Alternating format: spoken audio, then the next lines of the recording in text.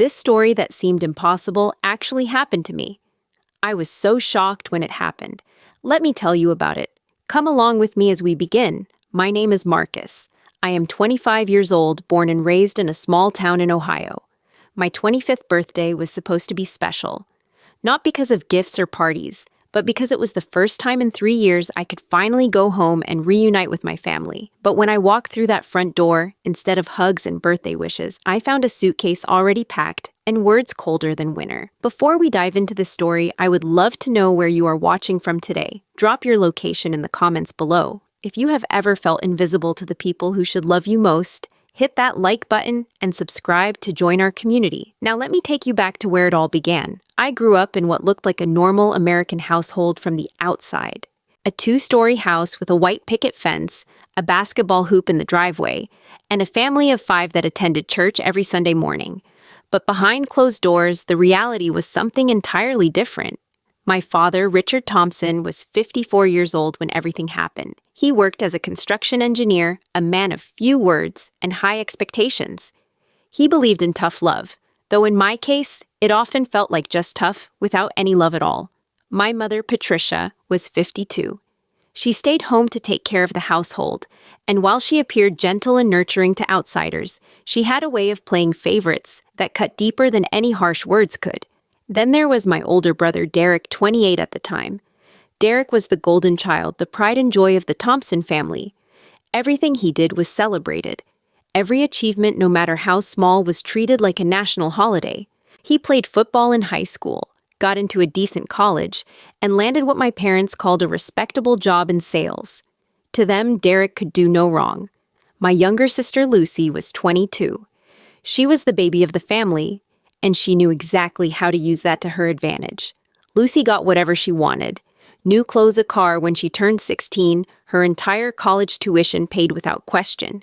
She never had to lift a finger around the house because someone else would always do it for her. And then there was me, the middle child, the one who somehow got lost between the shining star and the precious baby. I learned early on that my place in this family was different. Not worse in any obvious way that I could point to and say, look, this is unfair, but different in 1,000 small ways that accumulated over the years like snow piling up until one day you realize you are buried. I remember my 12th birthday clearly. I woke up that morning excited, expecting the smell of pancakes, or maybe a birthday banner in the kitchen like Derek always got. Instead, I found an empty house. My parents had taken Derek to a basketball tournament 2 hours away. Lucy was at a sleepover. They had forgotten, completely forgotten. I made myself a small cake that afternoon, using a box mix I found in the pantry. I stuck a single candle in it and sang happy birthday to myself in a whisper, so the neighbors would not hear. When my parents came home that night, I did not say anything.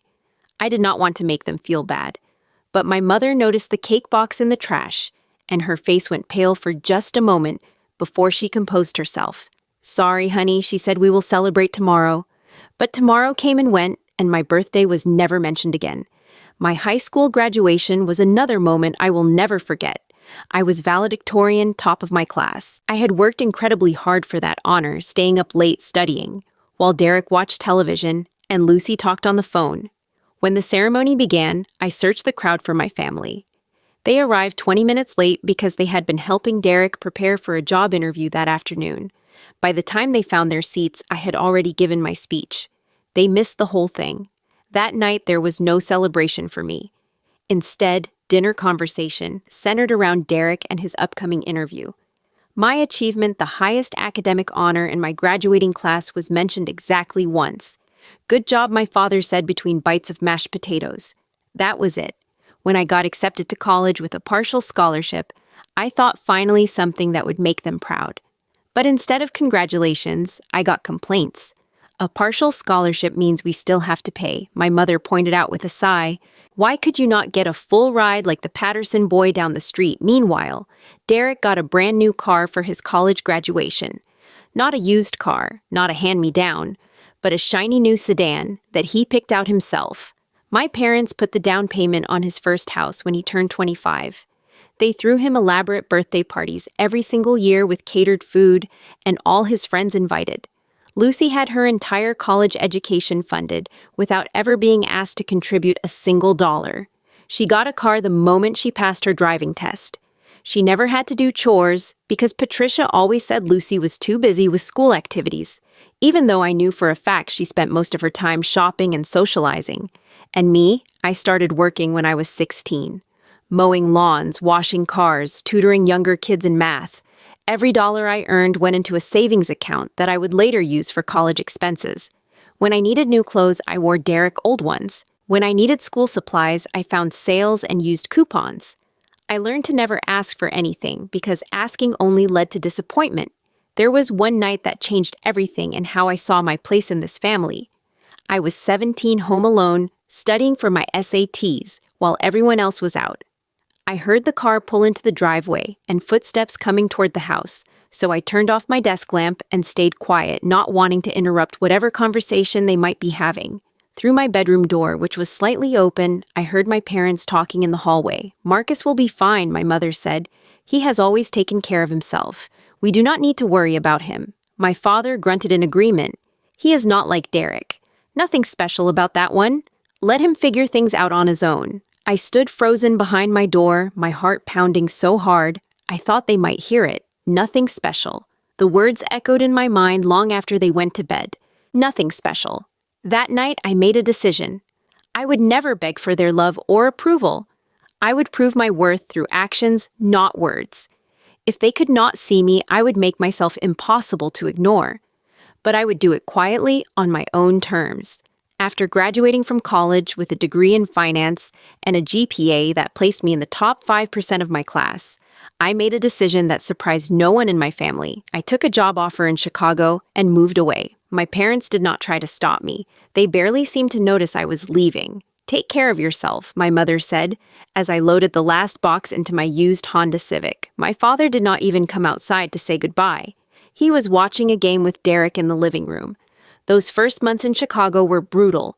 I rented the smallest apartment I could find in a neighborhood that was not quite safe, but not quite dangerous either. The walls were thin enough that I could hear my neighbors arguing at 2 a.m, and the heating system worked only when it felt like it. But it was mine. For the first time in my life, I had a space that belonged entirely to me. I ate ramen noodles for dinner almost every night for 6 months straight. Not the good kind from restaurants, but the 20-cent packets from the grocery store. I learned to make them taste decent by adding an egg and some frozen vegetables when I could afford them. Every penny that did not go to rent or absolute necessities went straight into savings. My job at the investment firm started at the bottom, as these things always do. I was an analyst, one of dozens sitting in a cubicle and staring at spreadsheets for 12 to 14 hours a day, but I did not complain. I had spent my entire childhood learning how to work without recognition, how to push forward without praise. This was just more of the same, except now I was getting paid for it. After my first year, I got promoted, then promoted again. My supervisors noticed what my parents never had, that I was reliable, thorough, and willing to put in the effort that others avoided. I stayed late when projects needed finishing. I came in early when problems needed solving. I did whatever was asked of me, and then some. It was during my second year that I met Harold. He was in his late 60s, a senior partner at the firm who had built his fortune through decades of smart investing and even smarter relationship building. Most of the young analysts were terrified of him because he had a reputation for being demanding and dismissive of anyone he considered unworthy of his time. But Harold took an interest in me for reasons I never fully understood. Maybe he saw something of himself in my work ethic. Maybe he just appreciated that I never tried to impress him with empty words. Whatever the reason, he started mentoring me, teaching me things about investing and wealth building that no business school could provide. Real wealth is not about how much you make, Harold told me once over coffee. It is about how much you keep and how wisely you grow it. Most people spend their lives chasing income when they should be building assets. I took his advice to heart. I started investing small amounts in real estate, buying a modest rental property with every bit of savings I had accumulated. I studied the stock market like my life depended on it, making careful investments that grew steadily over time. I lived far below my means, keeping the same small apartment even after my salary doubled, then tripled. By the time my 25th birthday approached, my net worth had reached nearly $400,000. On paper, I was wealthier than anyone in my family, including my father, with his decades of work experience. But no one knew. I still drove my old Honda. I still wore clothes from discount stores. I still lived in that tiny apartment with the thin walls and unreliable heating. I called home once a month as I had always done. The conversations were never long. My mother would update me on Derek achievements and Lucy activities. My father would grunt hello and goodbye. No one asked about my life, my job, my dreams. I was still the invisible middle child, just farther away now. But I kept sending birthday cards and Christmas gifts to everyone, even though I never received any in return. I told myself it was not about keeping score.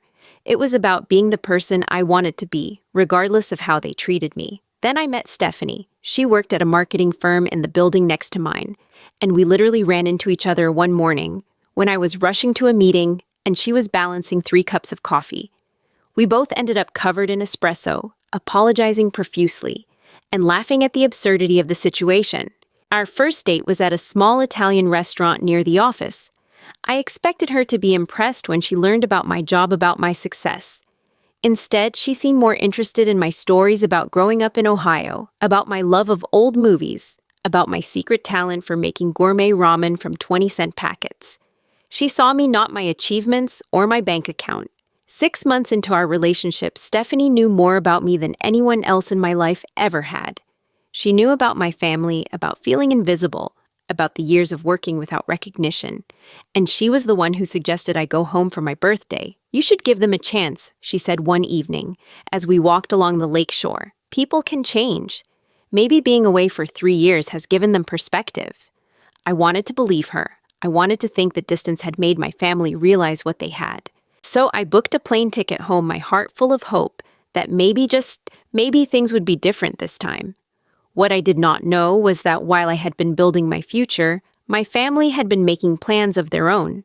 Derek had made a series of disastrous investments that had wiped out his savings and left him drowning in debt. Lucy had dropped out of college and burned through the money my parents had given her. And my parents, desperate to help their favorite children, had started looking for solutions. They found one in me. The child they had always ignored suddenly became valuable, not as a son, but as a potential source of funds. I flew home on the morning of my birthday, completely unaware of what was waiting for me. The flight from Chicago to Ohio took just under 2 hours, but it felt like an eternity. I sat by the window watching the clouds drift by, imagining how the reunion would go. Maybe there would be a banner in the living room this time. Maybe my mother had baked a cake. Maybe my father would actually look me in the eyes and say he was proud of me. I had brought gifts for everyone. A nice watch for my father that I had picked out myself. A cashmere scarf for my mother in her favorite shade of blue. A leather wallet for Derek, and a designer handbag for Lucy. I had spent weeks choosing each item, wanting them to be perfect.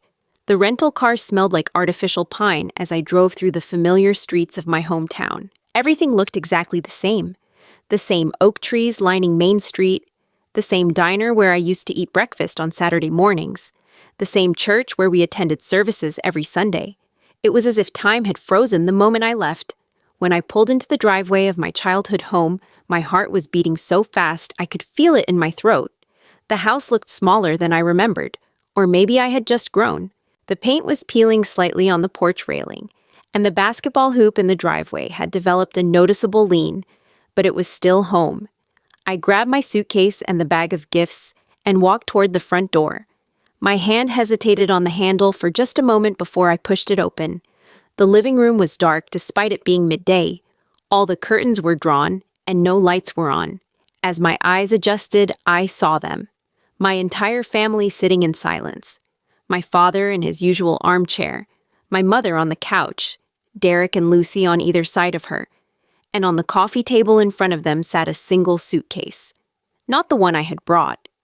It was my old suitcase, the one I had left behind when I moved to Chicago, the one that had been stored in my childhood bedroom for 3 years. "Welcome home," my mother said, but her voice held no warmth. I set down my bags and looked around, searching for any sign of celebration. No banner, no balloons, no cake, just 4 faces staring at me with expressions I could not quite read. "Sit down, Marcus," my father said. "We need to talk." I lowered myself into the remaining chair, the one that had always been designated as mine, the one furthest from the center of the room. My hands were shaking slightly, though I was not sure if it was from anticipation or fear. My mother cleared her throat. Marcus, we have made a decision as a family about the house, about the future. What kind of decision, I asked, though somewhere deep in my gut, I already knew something was terribly wrong. My father leaned forward. Derek is in some financial trouble, serious trouble, and Lucy needs help getting back on her feet after leaving school. We have been looking at options. I nodded slowly, waiting for the other shoe to drop. We have decided to rent out your room. My mother continued, her eyes not quite meeting mine, to bring in some extra income. We have already found a tenant. They are moving in next week. The words hit me like a physical blow. My room, the one space in this house that had ever been truly mine. The room where I had studied late into the night, where I had cried after being forgotten, where I had dreamed of a better future. What about my things, I managed to ask. My mother gestured to the suitcase on the table. We packed what we thought you might want. The rest we donated or threw away. I stared at the suitcase, trying to process what was happening. They had gone through my belongings. They had decided what I should keep and what should be discarded. They had erased me from my own home. You understand, right? My father said, his voice carrying that familiar tone of dismissal. You have your own place in Chicago. You do not need the room anymore. Derek and Lucy need the help more than you do. I looked at my brother and sister. Derek was staring at the floor, his jaw tight. Lucy was picking at her fingernails, refusing to look up. Neither of them said a word in my defense. You are kicking me out, I said slowly. On my birthday. My mother flinched slightly. We are not kicking you out. We are just making practical decisions for the family. You have always been independent, Marcus. You do not need us the way they do. I wanted to scream. I wanted to cry. I wanted to grab the bag of carefully chosen gifts and throw them across the room. But I did none of those things. Instead, I stood up. I walked to the coffee table and picked up the suitcase that contained the remnants of my childhood. I looked at each of them, my father, with his indifferent expression, my mother, with her practiced guilt, my brother and sister, with their cowardly silence. I understand, I said, and I meant it. I understood exactly who they were and who they had always been. I understood that I had spent 25 years hoping for something that would never exist. I walked toward the door, my footsteps echoing in the silent house. Marcus, wait. My mother called out, a hint of uncertainty in her voice. But I did not wait. I did not turn around. I did not give them the satisfaction of seeing me break. I stepped outside into the bright afternoon sun, closed the door behind me, and walked away from my childhood home for what I believed would be the last time. The drive to the airport hotel was a blur. I remember merging onto the highway, remember seeing the mile markers pass by, but my mind was somewhere else entirely. It was replaying every birthday party I had not been given, every achievement that had gone unnoticed, every time I had been told in words or actions that I simply did not matter. The hotel room was impersonal, in the way all hotel rooms are. Beige walls mass-produced art, a bedspread that had probably been slept on by thousands of strangers. I sat on the edge of the bed as the afternoon light faded into evening, and then evening into night. I did not turn on the television. I did not order room service. I just sat there trying to make sense of what had happened. At some point, I called Stephanie. The moment I heard her voice, something inside me cracked. They kicked me out, I said. On my birthday, they packed my things and told me to leave. She was silent for a long moment, and when she spoke again, her voice was thick with emotion. Oh, Marcus, I am so sorry. I am so sorry. We talked for hours that night. She listened as I told her everything, not just about that day, but about all the years leading up to it. The forgotten birthdays, the missed graduation, the overheard conversation about being nothing special. She did not try to fix it or explain it away. She just listened and let me feel what I needed to feel. The next few days were some of the darkest of my life. I flew back to Chicago but found myself unable to focus on work. I would sit at my desk staring at spreadsheets and suddenly find myself thinking about my mother's voice when she said we donated or threw away. I would be in a meeting trying to analyze market trends, and my mind would wander to my father in different expression. A week after my birthday, I opened Facebook for the first time in months. I had been avoiding social media, but something compelled me to check. The first thing I saw was a post from Derek, a photo of him standing next to a brand new pickup truck, grinning like he had won the lottery.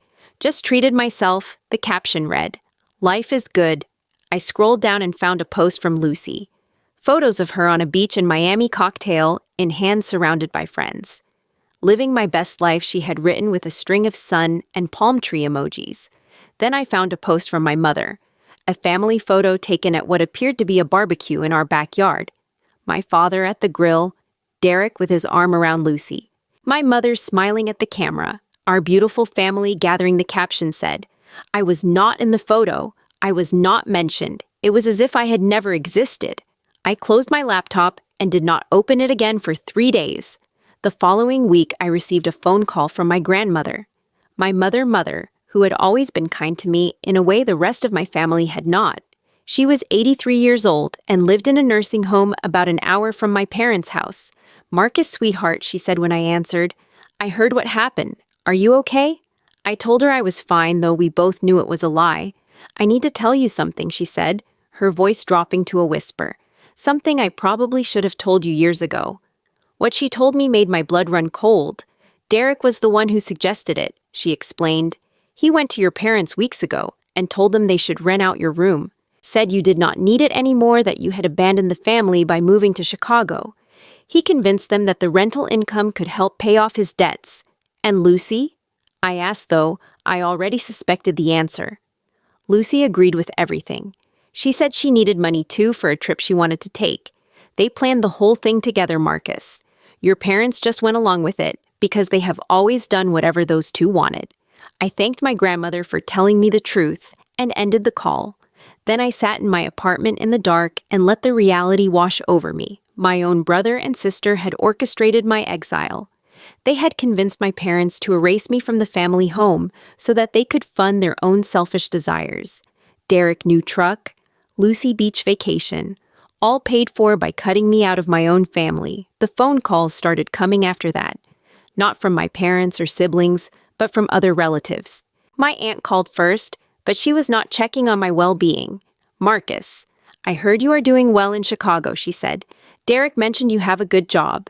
He could really use some help right now. Do you think you could lend him some money? I hung up without answering. Then my uncle called with a similar request, framing it as family helping family, as if I had ever experienced that from any of them. Even a cousin I had not spoken to in years reached out asking if I could invest in some business idea of his. None of them asked how I was doing. None of them asked about my birthday. None of them seemed to care about me at all, except as a potential source of funds. There was one night about a month after my birthday when I reached my lowest point. I was sitting alone in my apartment, the lights off, the city sounds muffled through the thin walls. I thought about quitting my job, leaving Chicago, disappearing somewhere no one would ever find me. I thought about cutting off every connection to my past and starting completely over as someone new. Then there was a knock at my door. It was Stephanie holding a container of homemade soup and a bouquet of flowers.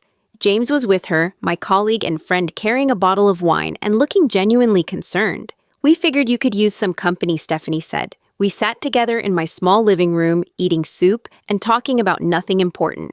At some point, Stephanie took my hand and said something I will never forget. You are enough, she said, looking directly into my eyes. You have always been enough. Their inability to see that is their failure, not yours. Something shifted in me that night. The despair did not disappear entirely, but it loosened its grip. I started to see a way forward, not through anger or revenge, but through proving to myself that I was worthy of the life I had built. I remembered something Harold had told me months earlier. Never let others define your worth. Your value is not determined by their blindness. Show them who you are through your actions, and if they still cannot see, then they were never worth your efforts in the first place.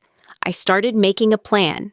Not a plan for revenge exactly, but a plan to protect myself and to let the truth come out on its own terms. I contacted a lawyer to understand my rights and my options. I started gathering documentation, bank statements, receipts, records of everything I had done for my family over the years.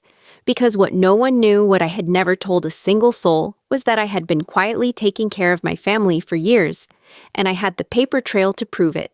3 months passed after my birthday, 3 months of healing, of therapy, of slowly rebuilding my sense of self-worth. Stephanie and I grew closer. James became the brother I had never truly had. I threw myself into my work and was rewarded with another promotion. Then my phone rang one afternoon with a number I recognized. It was my father. This was the first time he had called me directly in over 3 years. Normally, if there was any communication at all, it came through my mother. The fact that he was reaching out himself told me immediately that something serious had happened. "Marcus," he said. And I was surprised to hear something other than indifference in his voice. There was desperation there, carefully controlled, but unmistakable. "We need to talk." I listened as he explained the situation. Derek had not just made bad investments. He had gambled heavily, convinced that he could recover his losses through betting on sports and playing online poker. The debts had spiraled out of control. Loan sharks were involved now, serious people who did not care about excuses or payment plans. My parents had tried to help. They had given Derek everything they had in their savings account. They had maxed out credit cards. And in a decision that still makes my stomach turn when I think about it, they had taken out a second mortgage on the family home. It was not enough. It was never going to be enough. Derek had borrowed from people who charged interest rates that would have been illegal if they had operated in the light of day. The debt had grown like a cancer, consuming everything it touched. "We need your help," my father said, and I could hear the effort it took for him to say those words. "We need a loan. $100,000. We will pay it back, I promise." I did not respond immediately. I let the silence stretch out between us, thinking about everything that had led to this moment. A week later, my mother called with the same request, her voice breaking with tears. She told me I was their only hope, that if I did not help, they would lose the house. She said she knew they had not always been fair to me, but surely I would not let the family suffer. I still did not give them an answer. Instead, I started digging. I wanted to know the full truth before I made any decisions. Through careful research and a few discreet conversations, I pieced together the complete picture. Derek had lost over $200,000 through gambling and bad investments. His wife had filed for divorce and was seeking full custody of their children. His so-called friends had abandoned him the moment his money ran out. He was living back in my parents' house, in my old room, that they had supposedly rented out to help with finances. Lucy had never actually enrolled in school again after dropping out. The money my parents had given her for tuition had gone to shopping trips, vacations, and a lifestyle she could not afford. She was now working as a waitress and barely making ends meet, though she still found money somehow for nights out with friends. And my parents, they had sacrificed their entire retirement to try to save their golden children. The savings account was empty. The house was mortgaged to the point where they barely owned any of it. They were in their 50s with no safety net and no plan. All of this had happened while they kicked me out on my birthday because they needed my room for rental income. When my parents requested a family video call, I agreed. I had been planning for this moment without even realizing it. The call started awkwardly. My parents, Derek and Lucy, all appeared on my laptop screen, crowded together in the living room of the house where I had grown up. They looked tired. Derek had aged 10 years in the 3 months since I had seen him. Lucy makeup could not hide the dark circles under her eyes. My parents seemed smaller, somehow diminished by the weight of their circumstance. My mother spoke first, laying out their financial situation in detail. She explained the debts, the mortgage, the loan sharks. She said they needed $100,000 to make it all go away. Then Derek spoke. "Marcus, I owe you an apology," he said, his eyes fixed somewhere below the camera. "About your birthday, I did not know they were going to do that. I never wanted you to be hurt." I watched him speak, remembering what my grandmother had told me, remembering that he had been the one to suggest renting out my room, remembering the new truck he had bought himself weeks after I was thrown out of my own home. Lucy chimed in with her own apology, equally hollow. She said they were all family, and that families help each other in times of need. When they finished, a heavy silence hung in the virtual space between us. "I have something to show you," I said finally. "I am going to share my screen now."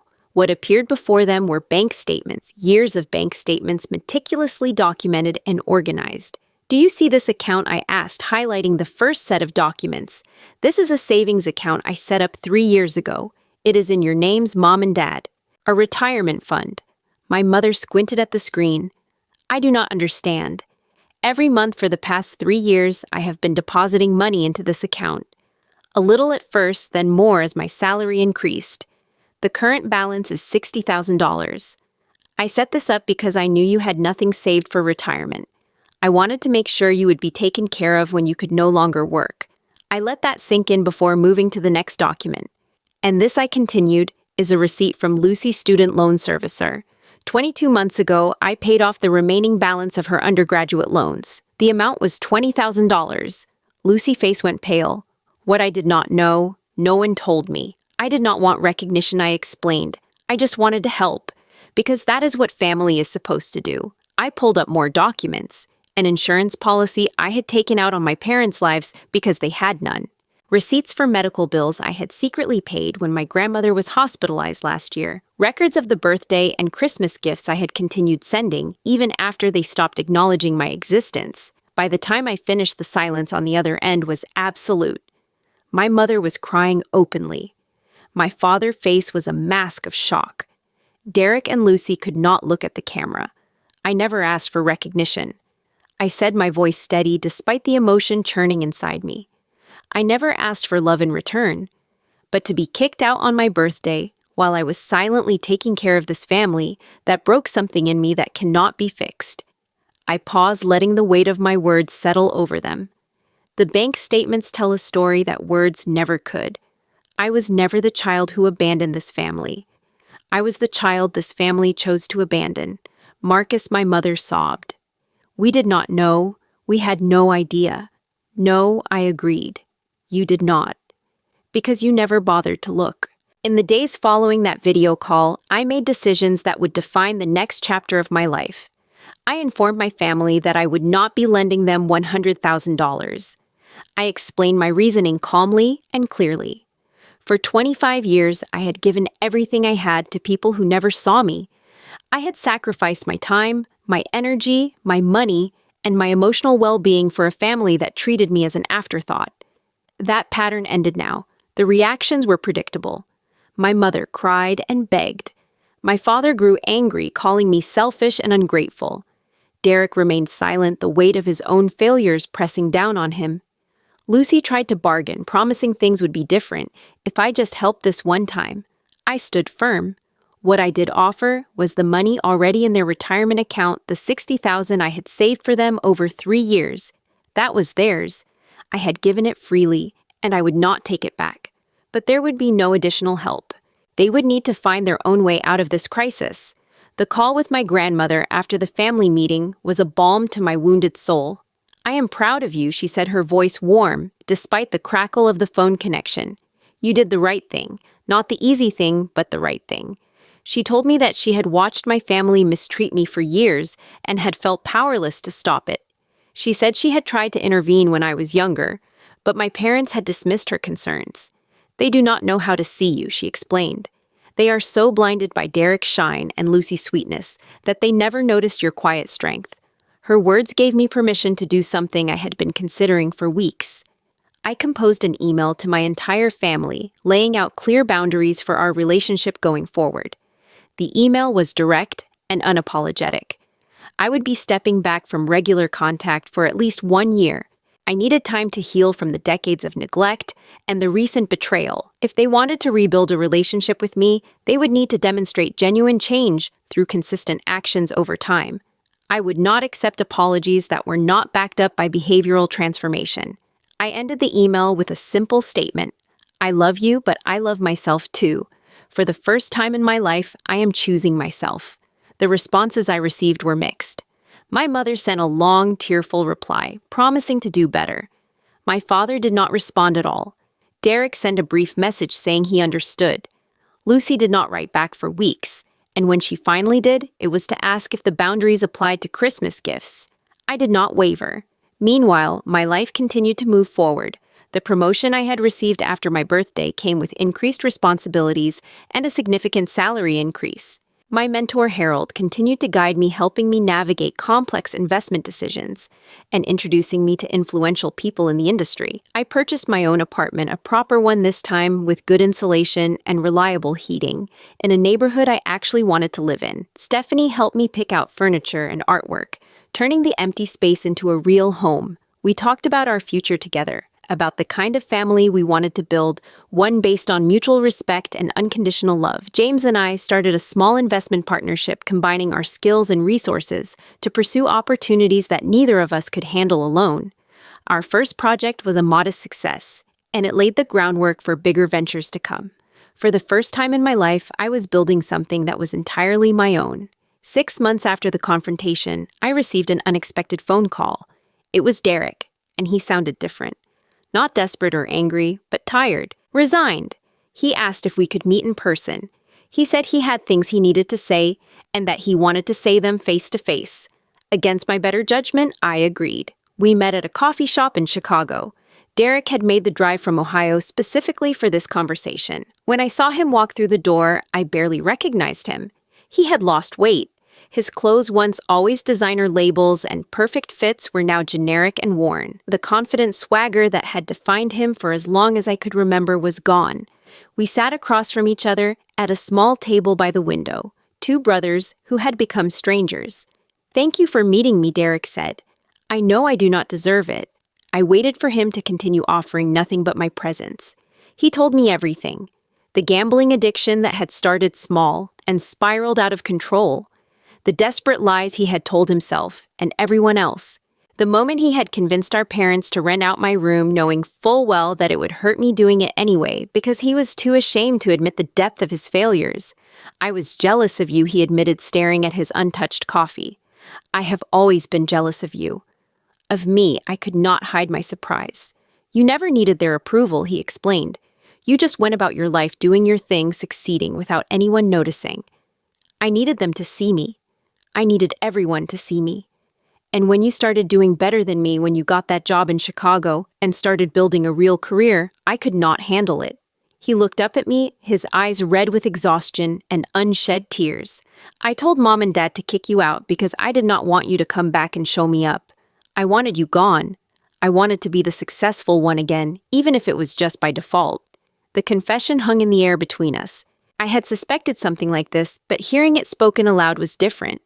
It was both a wound and a relief, proof that I was not crazy for feeling what I had always felt.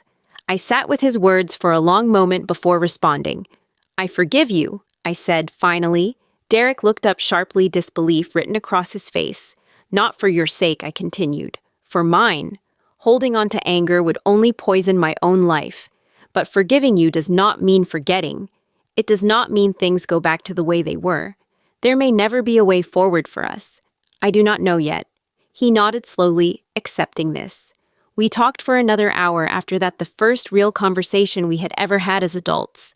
Derek told me about his divorce, about losing custody of his kids, about the shame of moving back into our parents' house at 28 years old. He did not ask for money or help. He just needed someone to listen. When we parted ways, Derek extended his hand for a handshake. I surprised both of us by pulling him into a brief hug instead. "Take care of yourself," I said. "That is the only thing I ask." He nodded and walked away, his shoulders slightly less bowed than when he had arrived. That encounter clarified something for me about how I wanted to handle my relationship with my family going forward. I did not want to cut them off entirely. Complete estrangement felt like another form of letting them control my life, defining myself in opposition to them rather than on my own terms. Instead, I chose selective connection. My grandmother became a regular part of my life. I called her every week and visited her whenever I was within driving distance. She was the family member who had always seen me, and I wanted to honor that by being present for her remaining years. With my parents and siblings, I maintained distant but cordial contact. I called on holidays, I sent cards for birthdays, but I no longer sought their approval or their love. If they wanted a deeper relationship, they would need to earn it through consistent, genuine effort over time. It was not the dramatic ending some people might expect. There was no final confrontation where I told everyone off and walked away forever. There was no tearful reunion where all was forgiven and forgotten. Real life rarely works that way. What I found instead was something better. Peace. Not the peace of resolution, but the peace of acceptance. I accepted that my family was flawed and that their flaws had caused me real harm. I accepted that I could not change them and that I did not need to. I accepted that I was worthy of love, exactly as I was, regardless of whether they ever recognized it 1 year after that birthday, when everything changed, my life looked completely different. I continued with weekly therapy sessions that helped me process the trauma of my childhood and the more recent betrayal. My therapist helped me understand that the need for parental approval is one of the deepest human drives, and that letting go of it does not happen overnight. It is a process, she told me, not an event. Some days will be easier than others. What matters is that you keep moving forward. She was right. There were days when I still felt the old ache, the little boy inside me who just wanted his parents to notice him, but those days became less frequent over time. They no longer had the power to derail my entire week or send me into spirals of self-doubt. My relationship with Stephanie deepened into something I had never experienced before. She proposed to me on a rainy Tuesday evening, getting down on one knee in our living room, while takeout containers from our favorite Thai restaurant sat cooling on the coffee table. It was imperfect and unplanned and absolutely wonderful. I said yes before she even finished the question. My career continued its upward trajectory. The partnership with James flourished, and our investment returns attracted attention from larger players in the industry. Harold officially retired, but remained a mentor and friend, someone I could call for advice when I needed wisdom from someone who had seen it all. Perhaps most importantly, I built a family of my own choosing. Stephanie, James, Harold, my grandmother, and a growing circle of friends who showed up for me in ways my biological family never had. These were the people who celebrated my victories and comforted me in my defeats. These were the people who saw me clearly and loved what they saw. My grandmother moved to a nursing home near our apartment so I could visit her easily. The day she arrived, she squeezed my hand and said, "You finally found your people, Marcus. I always knew you would." She passed away peacefully 8 months later, surrounded by love. I delivered the eulogy at her funeral, and for the first time, I could remember my parents looked at me with something approaching pride. The family dynamics had shifted by then. My parents had managed to avoid losing the house by selling off most of their possessions and downsizing to a smaller space. Derek had found a steady job and was slowly working to repair his relationship with his children. Lucy had grown up considerably, working hard and living within her means for the first time in her life. None of them had become perfect people, but they had all in their own ways started to change. My mother sent me long letters, apologizing for specific incidents from my childhood, showing that she had actually reflected on her behavior rather than just issuing blanket apologies. My father, never comfortable with words, expressed his regret through actions, asking about my life with genuine interest during our phone calls. We were not close. We might never be. But we had found a way to exist in relation to each other that did not require me to sacrifice my well-being or my self-respect. Looking back on everything that happened, I have learned some lessons that I carry with me every day. The first lesson is about self-worth. I learned that your value is not determined by how others treat you.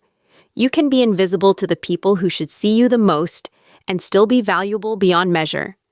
For years, I internalized my family neglect as evidence of my own inadequacy. If they did not love me, I reasoned it must be because I was not lovable. That was a lie I told myself, because the truth was too painful to accept. The truth is that their inability to see me said everything about them and nothing about me. I was always worthy. I just needed to learn to see myself clearly. The second lesson is about forgiveness. I learned that forgiveness is not about the other person. It is about freeing yourself from the prison of resentment.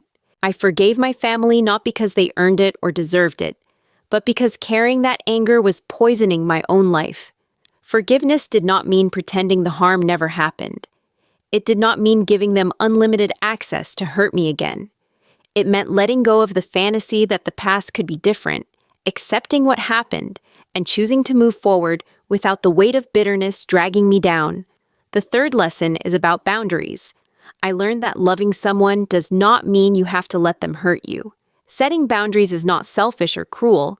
It is an act of self-preservation that ultimately benefits everyone involved. When I stepped back from my family, I was not abandoning them. I was protecting myself so that I could eventually return to the relationship from a position of strength rather than desperation. Boundaries are not walls. They are doors with locks. You get to decide who comes in and under what conditions. The fourth lesson is about family. I learned that family is not always determined by blood. Family is the people who choose to stand by you when you have nothing to offer them. Family is the people who see your flaws and love you anyway.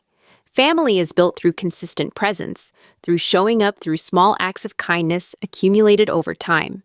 I found my real family in a girlfriend who became my fiancé, in a colleague who became my brother, in a mentor who became a second father, in a grandmother who always saw the best in me. These relationships taught me what family could be when it was built on a foundation of mutual respect and unconditional love.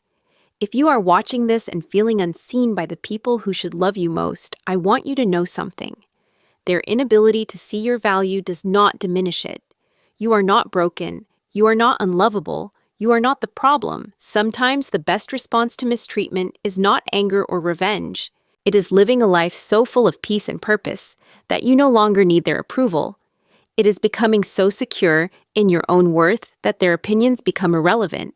I let the bank statements talk because words had failed me for 25 years. I had tried explaining. I had tried proving myself. I had tried being good enough to earn their love. None of it worked because you cannot convince people to see what they have chosen not to see. But numbers do not lie. Records do not forget. The paper trail I had created told a story that no one could deny or minimize or explain away. It showed who I really was, not the nothing special middle child they had dismissed, but a person of integrity and generosity, who had been taking care of his family long before they ever thought to take care of him. In the end, the silence spoke louder than any argument ever could. Thank you for staying with me through this story. I know it was long, and I appreciate every one of you who made it to the end. I have a question for you before we close. Have you ever felt invisible to the people who should love you most?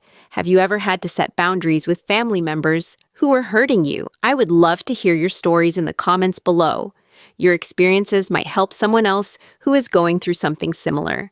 If this story touched you in some way, please take a moment to like this video and subscribe to the channel. Share it with someone who might need to hear that they are not alone, that their feelings are valid, that they deserve better than they have been given. Thank you for listening. Thank you for caring. Take care of yourselves and the people who truly matter in your lives. Until next time, remember that you are enough. You have always been enough. And no one, not even your own family, has the right to make you feel otherwise.